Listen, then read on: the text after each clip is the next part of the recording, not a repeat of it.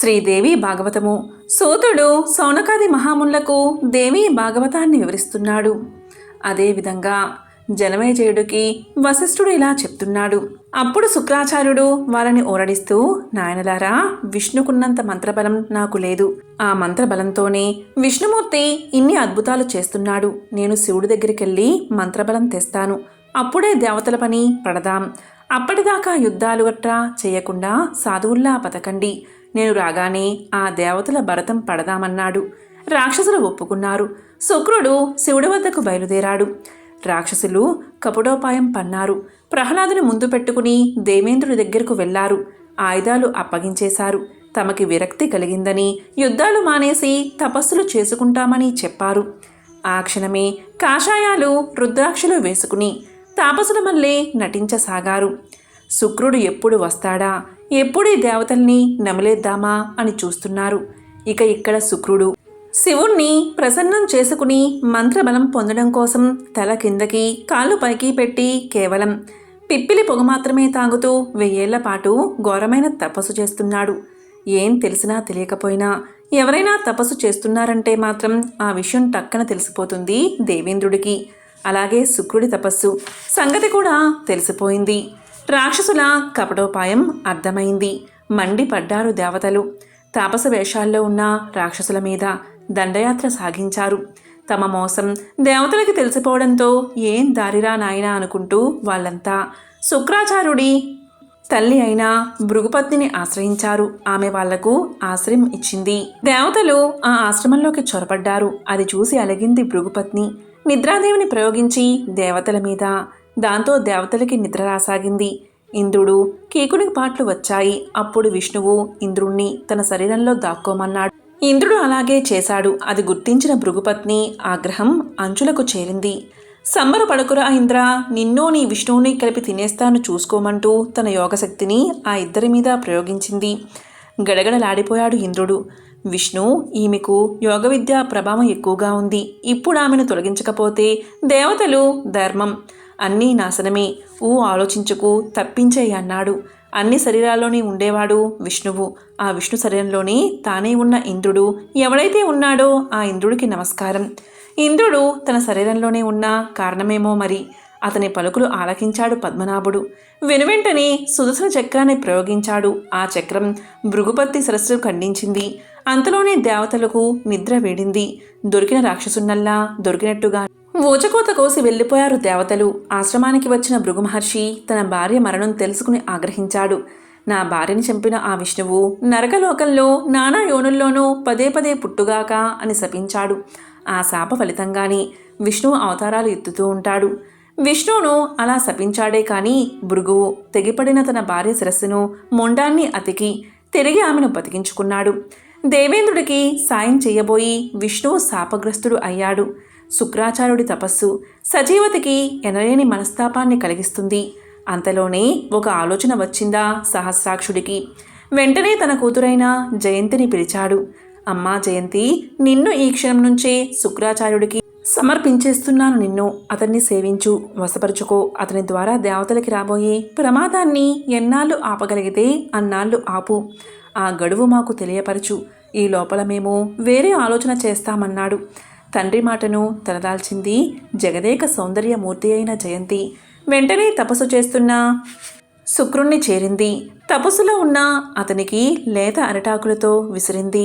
నిర్మలమైన చల్లటి నీరు తెచ్చి ఇచ్చింది. మధ్యాహ్నం ఎండ పడకుండా పై బట్టలతో నీడ కల్పించింది. ఆరముగ్గిన పళ్ళు తెచ్చి ఆహారంగా పెట్టేది. వికటిస్తే ఎక్కడ శాపం పెడతాడో అని భయంతో శృంగార చేష్టలు ప్రకటించలేదు తప్ప తగ్గిన ఆడపనులన్నీ చేస్తూ సేవించసాగింది. శుక్రుడి తపస్సు ఫలించింది. శివుడు సాక్షాత్కరించాడు. మంత్రశక్తి నీ స్వాధీనమవుతుంది అని వరమిచ్చి అదృశ్యమయ్యాడు. అనంతరం శుక్రుడు జయంతిని చూశాడు. నీ సేవలకి సంతోషించాను, ఏం కావాలో కోరుకో అన్నాడు. జయంతి దేవతల పుత్రిక, అందుకే అబద్ధం చెప్పలేదు, అన్నీ నిజాలే చెప్పింది. విన్నాడు శుక్రుడు. సరే, నువ్వు నా దానివి, 10 ఏళ్ళు నాతో అదృశ్యంగా క్రీడించు అన్నాడు. శుక్రుడు మాయతో అంధకారాన్ని సృష్టించాడు. అందువల్ల ఆ 10 సంవత్సరాలు జయంతే శుక్రులిద్దరూ ఎవరికీ కనబడలేదు. గురువుగారి తపస్సు పూర్తయిందని తెలిసిన రాక్షసులు ఇక దేవతల పనిపడదామనుకున్నాడు. కానీ శుక్రుడి జాడ లేదు. వాగ్దానం ప్రకారం 10 ఏళ్ల దాకా శుక్రుడు జయంతితో ఉండాలి.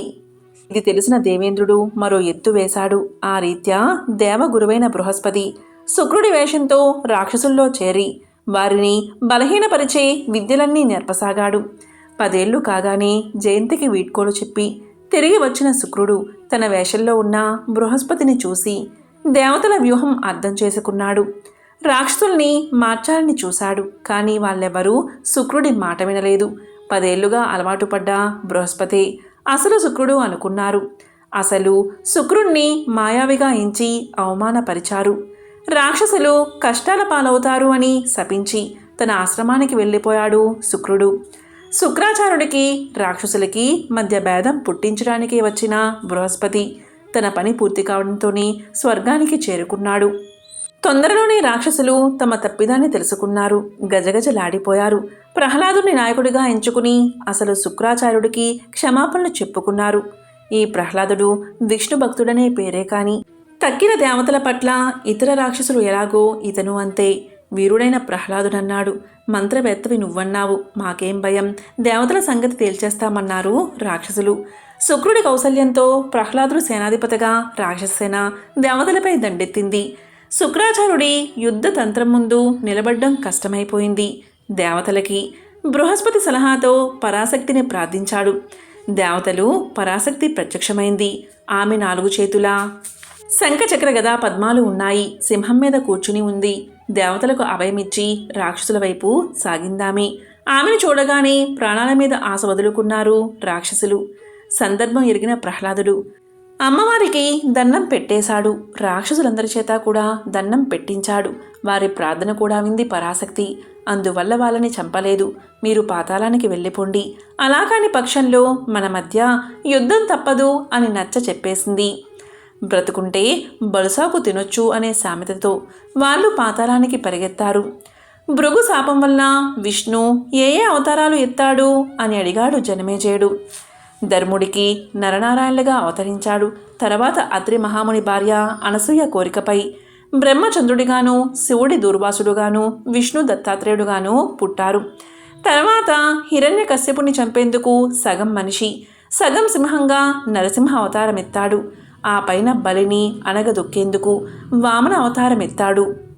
క్షత్రియ గుత్తాధిపత్యాన్ని అణచిన పరశురాముడు కూడా విష్ణు అవతారమే.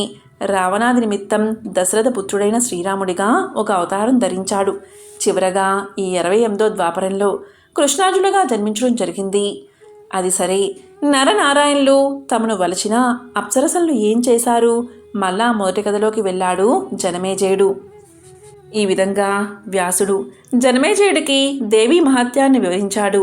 ఈ విధంగా సూతుడు సౌనకాది మహామునులకు దేవీ భాగవతాన్ని చెప్తున్నాడు. ఓం శ్రీ మాత్రే నమః.